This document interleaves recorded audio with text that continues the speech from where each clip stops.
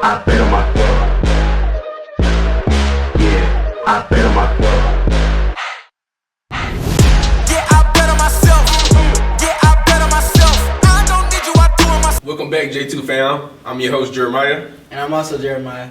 Today we have with us a great defensive mind known for creating takeaways. Last year he was the defensive line coach and special teams coordinator, and he was able to coach up an All-American for the Bearcats, which haven't been done in years. We'll get more into that later. And then now he's the defensive coordinator for the SBU Bearcats. Welcome, Coach Smith. Yes, sir. Glad to be here. Sir, thank you for coming on. Absolutely. Yeah, we appreciate you for coming on, Coach. First question we always ask everyone. We see you on the field, we see you on the sidelines with the headset. But what are you like off the field?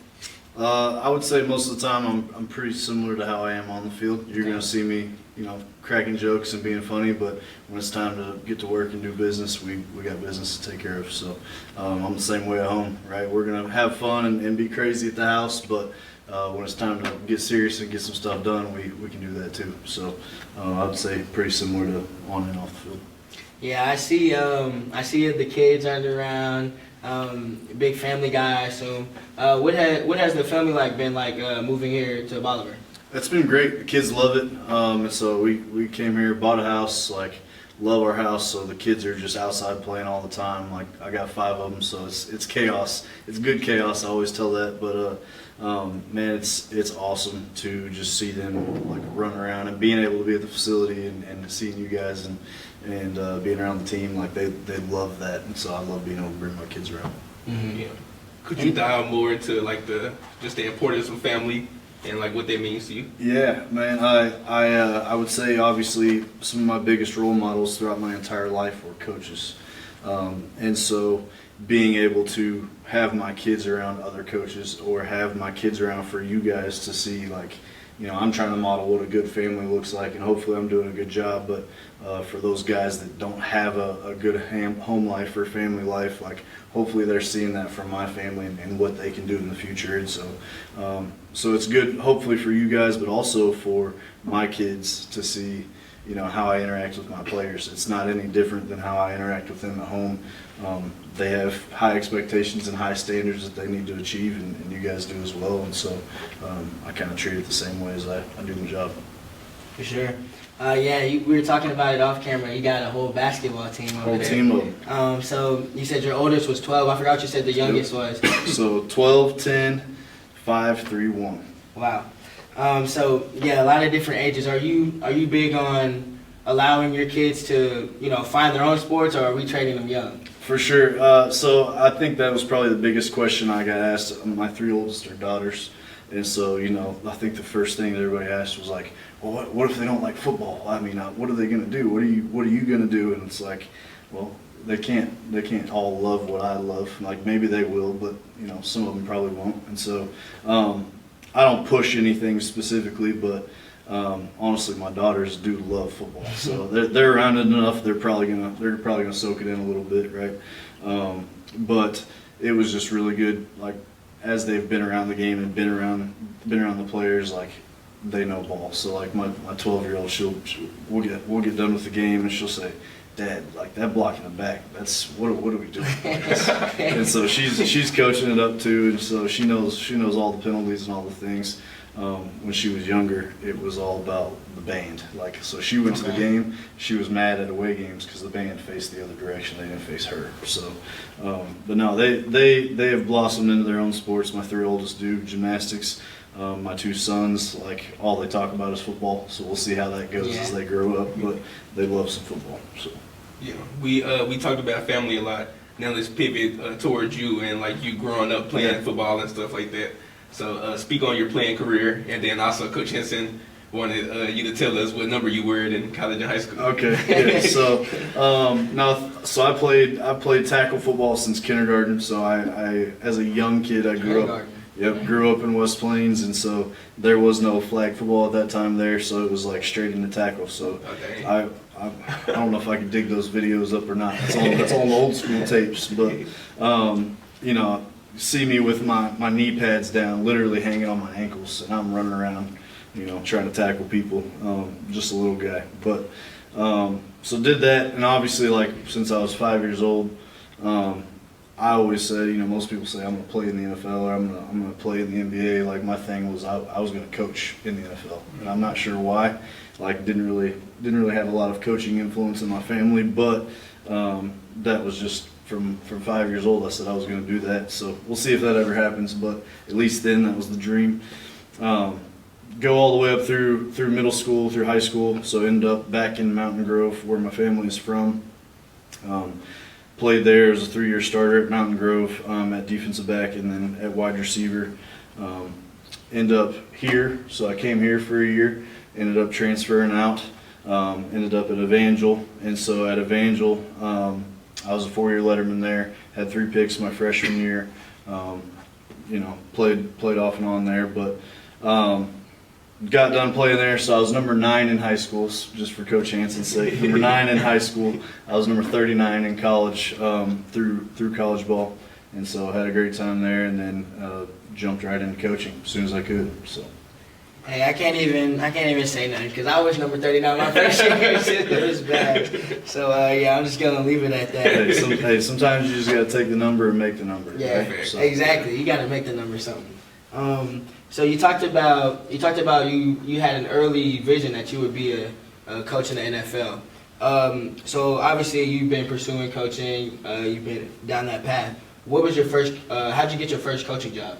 So my high school head coach, Steve Airy, and I'll probably talk about him a lot today, honestly. But got done with college, realized like, hey, I don't want to do the GA thing. Like, I want to get straight into coaching some ball. And GAs nowadays are a lot different than they were at that time, where you were kind of as a GA, you were kind of a gopher. You know, go for this, go for that, right? And so knew I wanted to get right into coaching and be with a guy and a staff that I knew cared about people, right? And so called Coach Airy up, and I'm like, hey, I'm looking for a job, right? Like, I want to start coaching. And didn't have anything for me, and I could probably say this about a lot of the moves in my career. Man, take a chance, take a step, and it falls into place, right? And so didn't get a call from him until July. Wasn't even sure if I was going to be able to get a job, but I go straight down there, drive down there, basically live on a couch for 2 weeks before I even get an interview to start coaching already.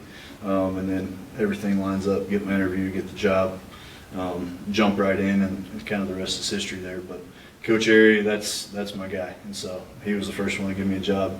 Guy I played for in high school, and so that was a really cool experience.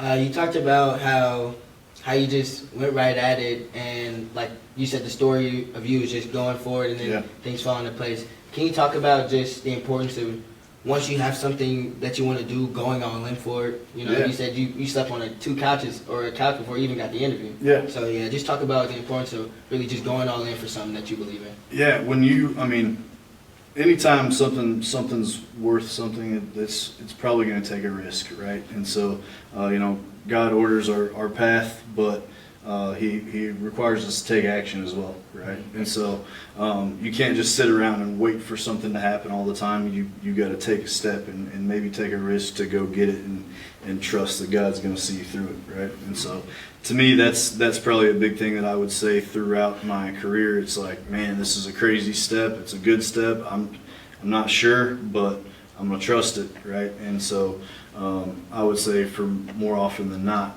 like when that's happened, it all lines up into place, and I find out later, like, yeah, this made sense. This is why I did it, right? So you gotta be willing to go do it. Yeah, I really like that. God orders our steps, but we have to take the action. Yeah, I really like that for sure. That was nice. Could you speak more on like that first year, like as far as like how was the pay, like some of the adversity you faced within the first year of coaching that you didn't expect? Yeah, things like that. So getting into high school, I didn't have a teaching degree. I thought I would be coaching college ball. By the time I got done with college, I decided that was not the right path, right? And so working as a para, making, I don't know what it was at that time. It was not a whole lot, but just taking whatever I could get. It was a full-time job, and it was with Coach Airy, and so I knew, like, hey, this was going to work out for me. He'd take care of me, right? And so that was big. It was tough, right? And one thing getting into coaching, especially as a young guy, if you're interested in coaching, it's not about the pay, it's not about the position. Can you make it work? And if you can, stick it out and just work, right? And things will take care of itself. People don't forget things like that. So fast forward 5 years, I get the opportunity to go to Evangel. Well, I'm going to go there as a restricted earnings guy. I'm going to make $5,000-$6,000, not much. And so I've got to find a way to make money, to make it meet, right? I've got 2 kids at that point, and I know I want to get into college coaching. So I take that knowing I'm going to have to work a full-time job all day, get there and coach from 2 o'clock on, and then have to do stuff at home as well to make ends meet. But I knew that was the path I needed to take, right? And at the end of the day, finished that out, and just a few years later, I'm here. And so I wouldn't be here if I didn't take that step. So, was there ever any like doubt in your head, like maybe when you're sleeping on the couch, or when they told you that the pay was only $5,000? Was there ever any doubt that creeped in your mind, like maybe this coaching job isn't for me? And maybe if there was, how did you deal with that? 100%, and I think that's pretty common among this profession in general, and probably in a lot of guys, something that's not really spoke about, but like imposter syndrome, right? I think every person at some point looks at their current situation. You know, think about guys in the NFL right now that are getting traded or getting cut or getting, a kid that maybe is getting overlooked and not getting a scholarship opportunity, a guy that's looking for a job and not getting a job opportunity. Like, man, am I cut out for this? Should I be doing something different? And you just got to go back and you got to think, like, is this what my goal really is? Is this what I really want to do? And if so, put your nose down and work. Like, it will work itself out. But it's really easy for that doubt to creep in, and you just got to squash it. Yeah, it's huge. So now transitioning to your opportunity in West Plains, where you spent 5 seasons as defensive back coach and also the pass game coordinator, where you was able to get 190 pass breakups and 66 interceptions, which was more interceptions than anyone else in the conference in the previous 3 years, and led the past 3 seasons. Just speak on that in that year. Also, in that 3-year span, he had more interceptions than they had in the past 10 years as a program. So that also. It is huge. Sure. Just speak on that and like how you was able to like foster that culture of creating turnovers, especially right away. Yeah. So the first thing I'll say is I hate the word turnover, right? So we'll talk about that more, I'm sure, later. But it's takeaways, right? It's the mentality. So the word turnover to me means it was given to me, or we got lucky with it, right? Whereas takeaway, it's a true mentality that that's our ball just as much as it is offense. And so I think fostering that mentality, right, and then just really focusing on fundamentals at that point. Like, I wasn't a coordinator, I wasn't a big picture guy. It was take the DBs and make them what you can make them, right? And so just being where your feet are and doing everything you can to make your group better, it's going to make the team better. And so really that's all I can say about that. We just got down and worked, right? Yeah. Was it a point like while you was going through that like 5 seasons where you was like, man, when's my opportunity going to come, like either for like a defense coordinator position or like a head coach? Yeah, I mean, I think it's definitely easy to feel that way. Like, it's easy to feel like, man, I've had a lot of success or I've done a lot of good things. Like, when do I get my next chance, or when do I? And sometimes that's when people falter, right? Again, we can look at NFL, we can look at college, like, hey, I've done all this, I get this massive contract, and then what do some guys do after that contract? They fall off, right? They've made that first contract, that first big money, and now they're falling off. And so not getting complacent with that, right? It's okay to be able to do good things and be proud of those good things, but also recognize it didn't come without a lot of work and a lot of effort. And so continuing to do that. There's a story my wife posted about on Facebook the other day, but my daughter got first all around in gymnastics the other day, and then she had a meet the very next day, and I said, okay, you get till tomorrow at lunchtime, and then we're done with it, right? You got to move on, you got to prepare for the next one. Right. Treat myself the same way. Very proud of what I've done, but also we got a lot of work to do. Right. That's huge. So obviously, you're getting turnovers, right? And you call it takeaways. How do you preach that philosophy to your athletes to make them embrace that as well? Because obviously it's been we haven't talked about it yet, but it's been following you throughout your career. Takeaways. Yeah. How have you preached that to your athletes every time? Again, it's a mentality, and it's something like that I put focus on, right? Whatever you're good at, it's because you put focus on it, right? Very few people just go out and they're naturally good at something all the time, right? And so you are what you put focus in, and so obviously as a defensive back, like the one thing that we really got to do is we got to get the ball back, right? And so obviously fundamentals and all of those things, those are important, but then preaching that we're going to take the ball away and just like instilling confidence, right? DB is a tough position. It's a position where you better have some confidence. You better be able to be out there by yourself outside the numbers and be able to play ball. And so instilling confidence is probably 2/3 of that, right? Being able to trust that, oh yeah, like I'll be fine out here, right? And so just instilling that confidence. Before we move on to your time at Evangel, just hearing you talk, I'm very curious how you stand on this. So we've talked to a lot of different coaches. I'm wondering where you are as in terms of talent to just guys doing their job all the time. Because a lot of coaches talking about, yeah, we can be talented, but if guys aren't doing their job, then we won't win, right?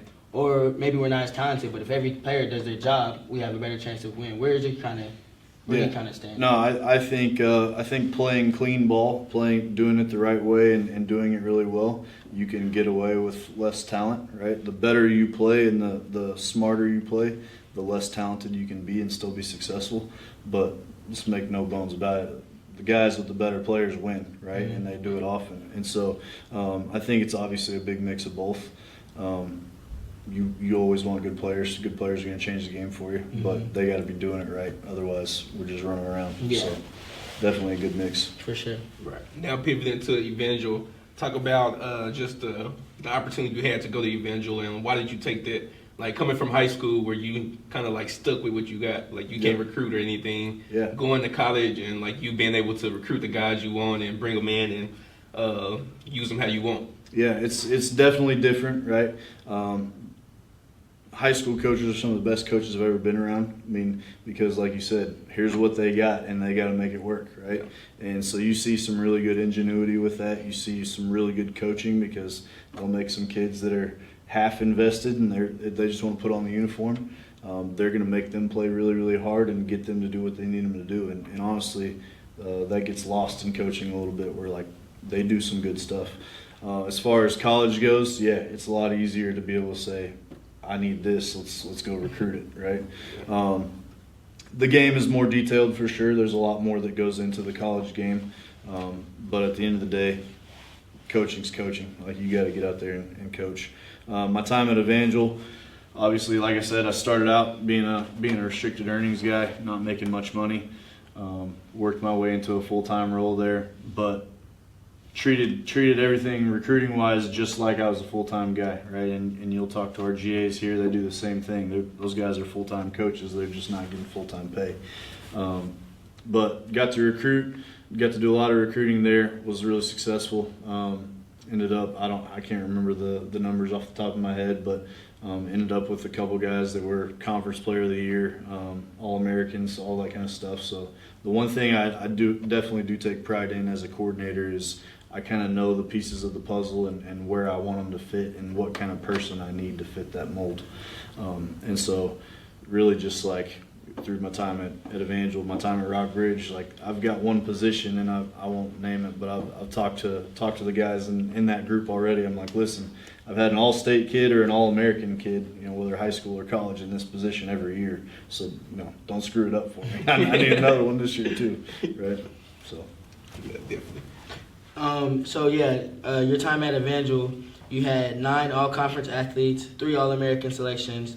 One of those recruits, 2-time Conference Player of the Year, 2-time All-American, and Cliff Harris Award finalist. What was it like? We talked about being able to recruit players. What's kind of your recruiting style? Are you more aggressive? You talk to the moms, the dads. What's kind of your way to go out and get a player?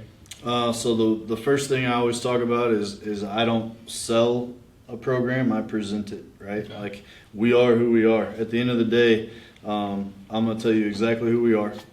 And you get here on campus, you're going to see exactly what I said, right? It's really easy to get caught up in selling things and like hiding certain things, like, oh, we don't want to show that, or, oh, this wasn't as good this year, or whatever.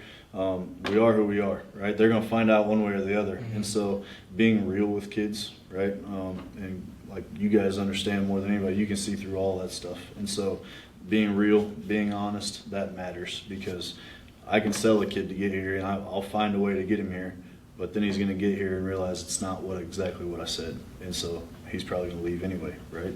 And so being honest up front, right? And just being real, like, who you see in a recruiting meeting is who you're going to see on the field too. I'm going to be laid back, I'm going to be joking around, but I'm going to be really passionate about what I do as well. And so I think it kind of carries all the way through. Yeah. Speak about like everywhere you've been, your room has like dominated, like wherever you coach, like you kind of dominated within that room and things like that. So speak on just like going through those experiences and like you being able to just key in on your position group, because I know like you probably sit back and like see some things that you probably would have wished y'all would have did better, or like if you was in a like DC position, like, oh, I would have did this different. Just speak on that and like talk to the young coaches or coaches that want to coach later, and just speak on like the importance of just like staying in your lane. Yeah. So the standard is the standard, right? And one thing like I've done as a coordinator is like everything has a standard. If I'm saying you're not giving good enough effort, you're going to see the sheet that says, here are the 3 things we expect with effort, right? Like, you better have all 3 of these things or it's not good effort. When we talk about communication, hey, we got to be better with communication. Here's the whole list of how we communicate, and I need to see it on film. And so I would say everything has a standard, and if it doesn't, then we will define a standard. Because it's really hard to hold guys accountable to a standard that you haven't set. Right, and then as the coordinator, right, I've got to hold that standard for myself, my coaches, the players, every day, right? Culture and standard is really what you'll allow. So whatever you're going to be inconsistent with, that's what your standard really is, right? You can say it's whatever you want, but that's what it really is. And so just having to hold that all the time. As far as the position group thing, you do that within your group, right? So I ask now as a coordinator, I ask my coaches, like, be all in on your group, coach your group. You are the head coach of your position, right? And so everybody's the head coach. It's just what you're a head coach of. If you're in charge of equipment, you're the head coach of equipment. You know, if you're in charge of the linebackers, you're head coach of the linebackers. There are no bad groups. There are only bad leaders. And so I talk about that a lot too. You know, no team is ever really a bad team. We just got bad leadership. Where is the leadership bad at, and let's get it fixed, right? And so that's kind of how I've always looked at it through my whole career. It's not going to be my group that lets somebody down, for sure. Could you talk on you said there's not bad groups, there's just bad leaders, and you got to do something to fix that. What are like ways as coach that you've done about attacking a leadership problem? Yeah, so I mean, when you you know, it's, I guess, kind of a cliche, but they say, you know, average teams, you know, are coach-led. Good teams are kind of player-led, and great teams are player-led. Like, usually when you're talking about leadership, it's about holding people accountable, right? How often are people in your position group willing to call somebody out and say, hey, that's not our standard? And so part of that is developing those leaders, right? And so giving guys opportunities to lead and to hold people accountable, because it's really hard to say, hey, we got bad leaders, but then not lead people on how to lead, right? And so you have to develop leaders, and then you've got to hold those leaders to a higher standard than you're holding everybody else, because they've got to lead, right? If you're not leading them, they can't lead everybody else. So it's all about high standards again. Yeah, that's huge. Now transitioning back to high school, where you took an opportunity at Rockbridge to go be the defensive coordinator there, and you helped lead the team to back-to-back district championships, 2 straight state quarterfinals appearances, and then during your 3 seasons at Rockbridge, your defense averaged 18.7 points per game allowed, And then y'all also recorded 83 takeaways and 22 defensive touchdowns. Just speak on the importance of, like, because like you said, I'm going to use the word takeaways. That takeaway, like, ratio, like, follows you wherever you go. Speak on the importance of being, like, consistent, because, like, you see, like, some coaches, maybe they go to, like, a different level. They preach, like, a different thing, and, like, the execution is not there as much. But speak on the importance of being, like, consistent through, like, what you preaching and, like, what you coaching, and how was you able to, like, stay confident through that? Yeah. So funny you kind of say about how things are different or maybe the same. Like, I told the recruits this offseason, like, first recruiting class, like, hey, this exact presentation, exactly what I'm preaching about defense, it wouldn't change if I was at the high school level, the college level, the NFL. I'm telling it to the Pee Wee kids if I'm coaching on Pee Wee team, like, this is what I believe, right? Otherwise, if I didn't believe it, I wouldn't say it here and then say something else somewhere else. Like, this is what I believe about defense, right? And so I think that's pretty easy as far as just the carryover from place to place to place. Like, my beliefs haven't changed. I still believe in taking the ball away, right? It's called football. It's called baseball. It's called basketball. It's all about the ball, right? So we got to take the ball away. That's number one. And then just a specific standard of what I expect from defense, right? So got the opportunity to go to Rockbridge. It's one of my best friends there is the head coach. He took that job. I'm like, okay, I'm going to get a chance to be a coordinator, get to run a whole defense, first time in my career. So went and did that. Obviously, we were successful from year one. We went 9-3, 9-3, and then 10-2, I think, the last year. But all with solid defenses, and it's just getting kids to buy in, right? Here's my beliefs on how defense goes, and can we get everybody bought into that same belief, right? There's 1,000 different ways to do it. My way is not the perfect way to do it, but it feels like the perfect way to do it for me. So can we get everybody else bought into that same vision? And that's ultimately the goal. Right. Hold on. We got to emphasize this. 22 touchdowns, 22 defensive touchdowns in 3 years. That's insane. Like, is this something that y'all practice? Like, that y'all, like, used to have the DBs, like, going through the running back drills? Like, no. So, man, just emphasizing takeaways in general, and then being around the football, right? So our three core beliefs are run, hit, and take, right? So we're going to have relentless effort, right? Unmatched effort. And so I talk about playing with conviction. So, that belief, that hardcore belief in something is conviction, right? And we better play with conviction. We better trust our other teammates, and we better run like crazy. So, your parents, your families, everybody put too much money into something for you to have to do it, right? So you better be running. You better be giving great effort. Number two, hit, right? We're gonna hit people. I want to change their life. I want to shave a year off their life. I want that soul to leave their body a little bit, right? So everybody on defense better tackle, but I want people that are gonna impact people, right? Change their life. And then number three, take the ball away, right? It's all about the ball, and we've talked about that a lot. But just those three, like, pillars for me, and then how we build off of that. But defensively, we've always said default aggressive, right? If we're not sure exactly in a certain situation, we're going to be aggressive. We're going to come after you. We want to attack, not react, and so we're going to change how opponents play rather than change how we play to fit an opponent, right? Nice. And so that's the overall mindset, and just getting kids to buy into that, and then the plays happen, right? Pressure, we lean into pressure. We love pressure. I don't want to rely on the offense. No offense to the offense, but I don't want to rely on them on fourth down to win the game. I don't want to rely on the kicker to kick the 50-yard field goal. Like, I want the defense on the field, and I want to say, let's go, right? I want it to be us. And so leaning into that pressure and ultimately putting enough pressure on an offense that they're the ones that crack, right? So Huge. You talked about how you were able to get this job because your best friend was the head coach. And then you talked about how you were able to get the West Plains got a job because of someone you knew. You were able to sleep on their couch.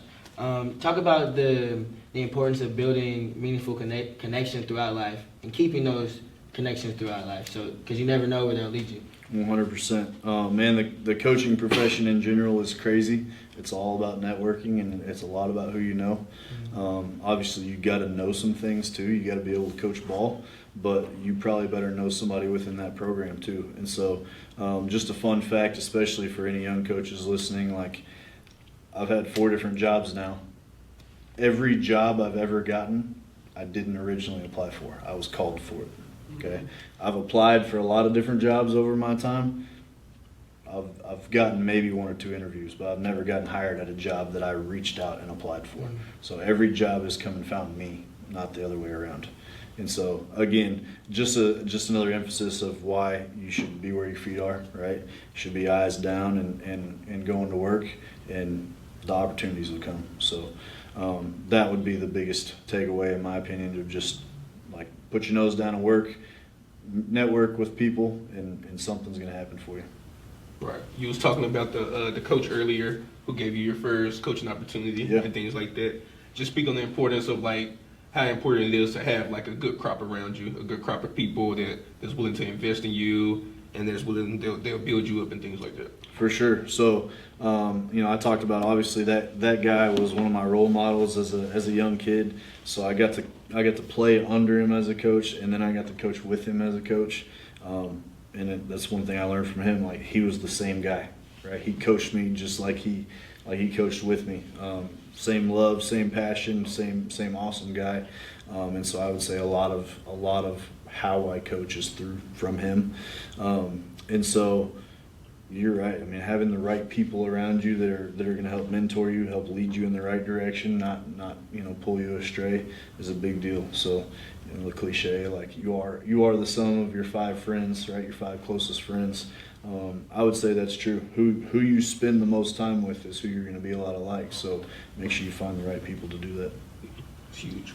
So from Rockbridge, you transitioned over to SBU, but not as a defensive coordinator right away, like you talked about. You're the D-line coach. What led you to SBU, and were you always hoping to become the defense coordinator eventually? Definitely wanted to be a coordinator in college. I didn't know exactly when that was going to happen. Obviously, I was a special teams coordinator, but defense is where I feel home. And so I knew I wanted to get into college coaching again. Went to Rockbridge, loved my time at Rockbridge, but I knew pretty early, like, I got to get back into the college game. Like, this is where I belong. And so, Coach Perkins knew that as well. And so when I finally got the opportunity, I took it.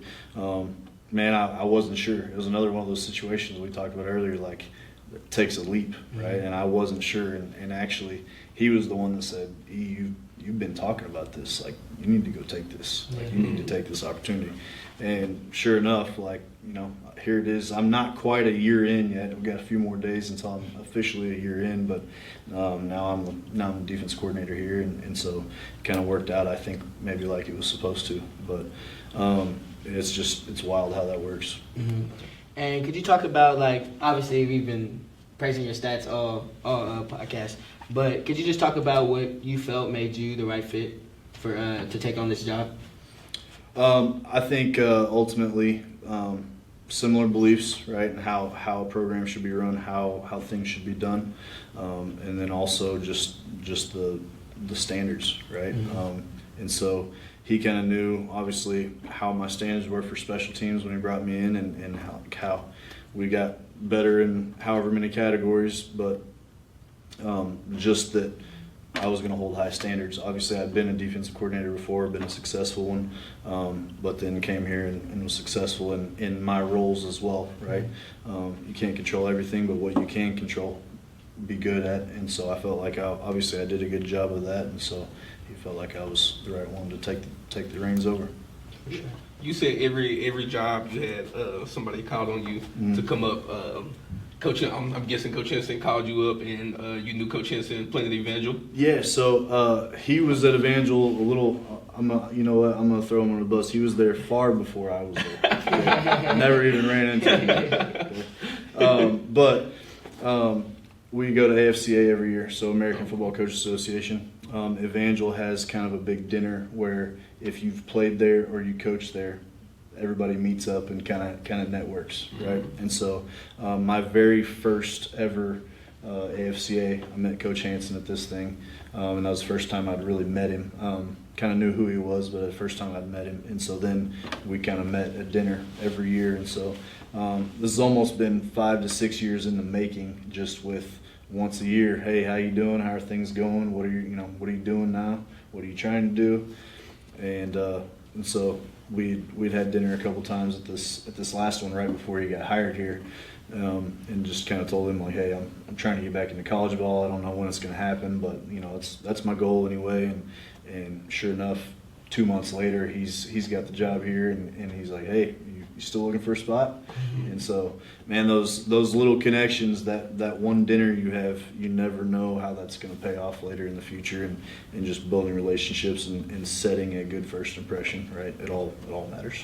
Yeah, I mean, that's huge. Just like y'all met just randomly at the LCA convention, and like he called you up like years after. I've had so many AFCA, like coaches go to AFCA all the time, especially young guys, and like network, because I had a conversation one time with an assistant coach of a staff, was not looking for a job, just had a 30-second conversation. 3 days after AFCA, I get a call from the head coach to interview for a job to take. Did not take it, but like, you just never know what 30-second conversation is going to change your life. And so, man, always having your best foot forward, always having a good impression on people is important, because you just never know. It might change your life. Yeah. Did y'all talk after like the convention? Like, was y'all like checking up on each other like every now and then, or would it just be like really like until like kind of this past year for me and Coach Hansen, it was just see at convention, and so running into each other, eat dinner. We had mutual friends, so. It might eat dinner once, might eat dinner twice, but I mean, really nothing more than that. And then, kind of all unfolded in a year. So with talking to you, it seems like you're a pretty competitive person. You like to go take things, right?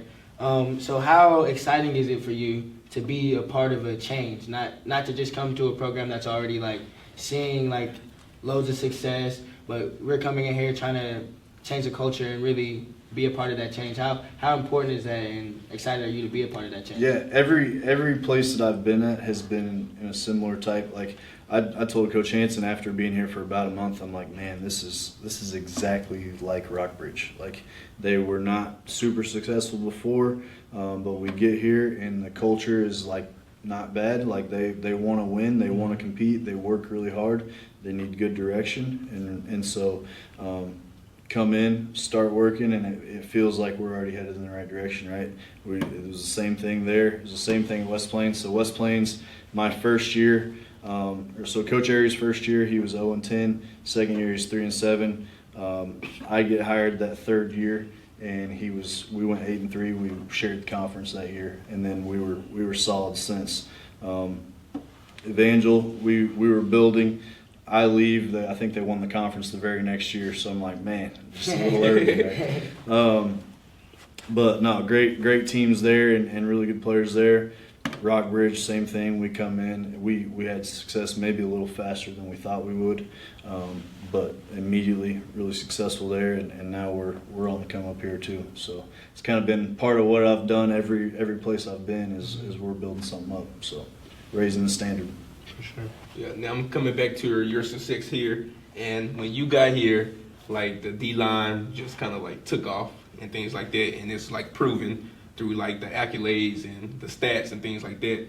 You had you had coached 3 all GLVC athletes, which was Josh Coranda, Tyler Hart, and then Caleb Sainer, and you also helped Sainer earn All-American, and he was the first SBU defensive end since 1991.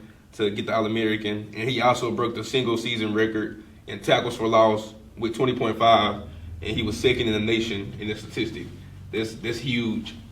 Just how was you able to like do that from a defensive line standpoint? Like, even though like it wasn't the best year defensively, your group had like a record-breaking year.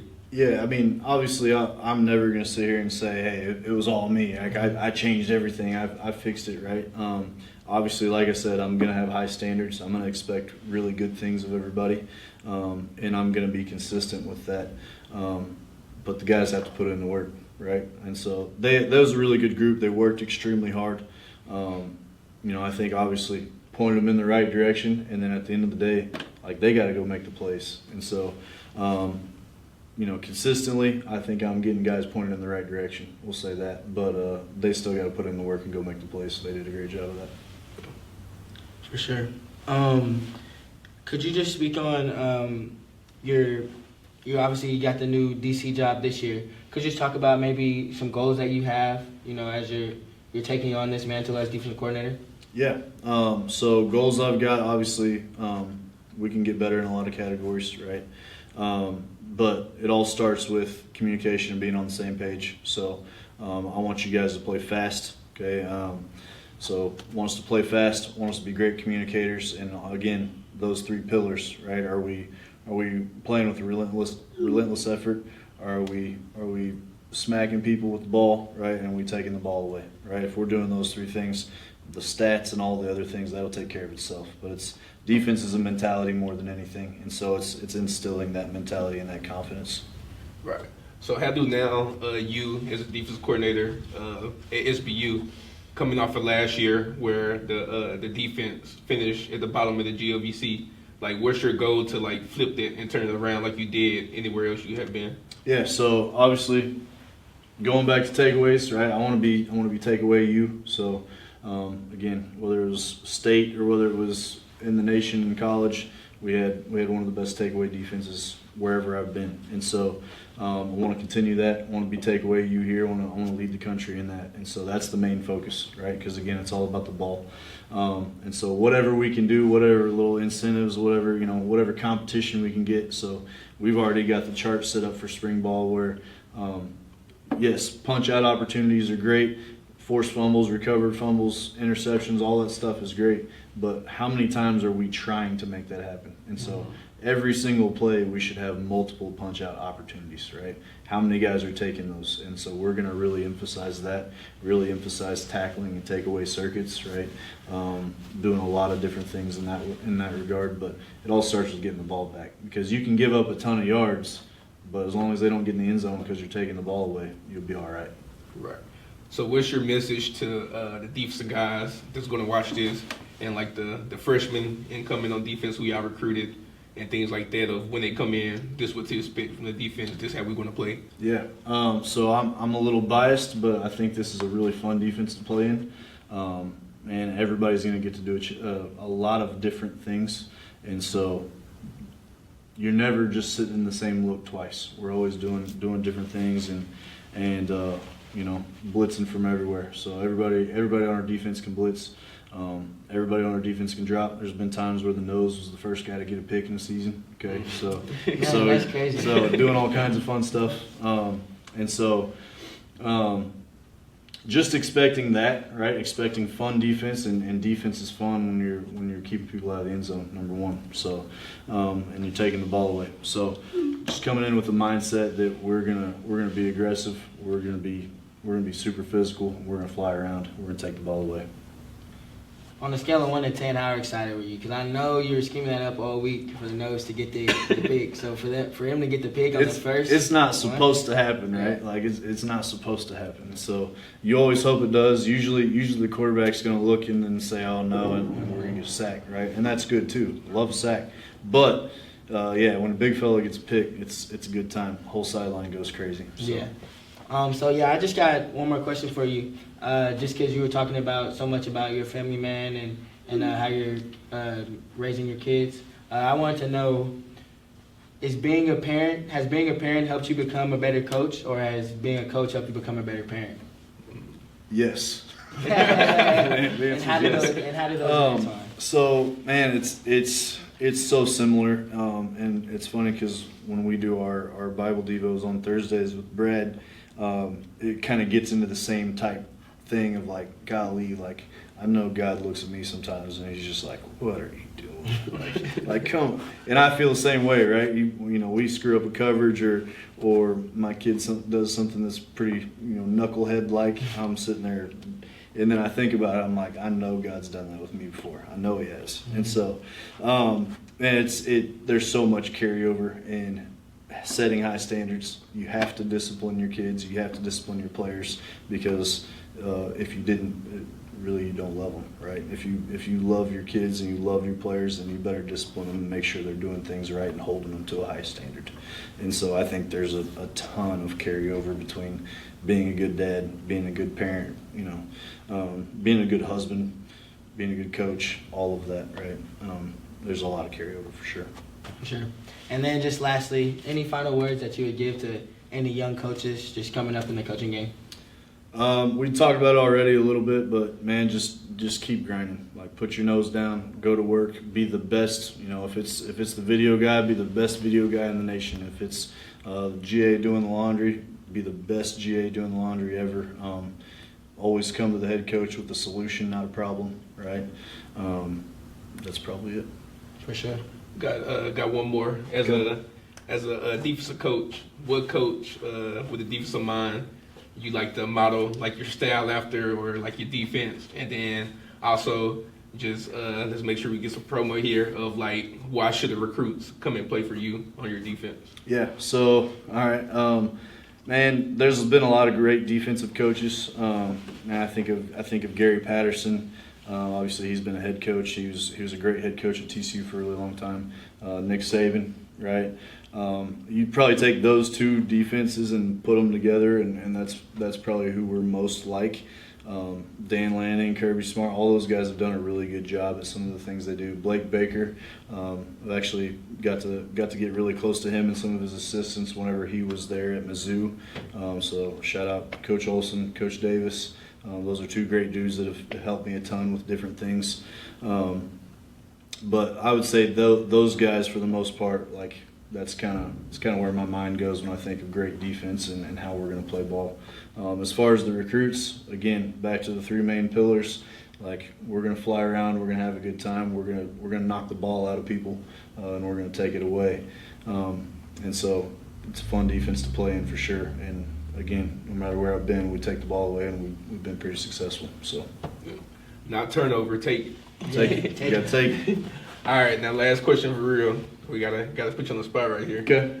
What's the best state to recruit from? The best state to recruit from. So I haven't had. So I know where this is going. I haven't had the chance to get to Texas. I know there's good recruiting down there. Okay, man, I've gotten some really, really good players from Missouri, from Texas, from Kansas City area, Arkansas.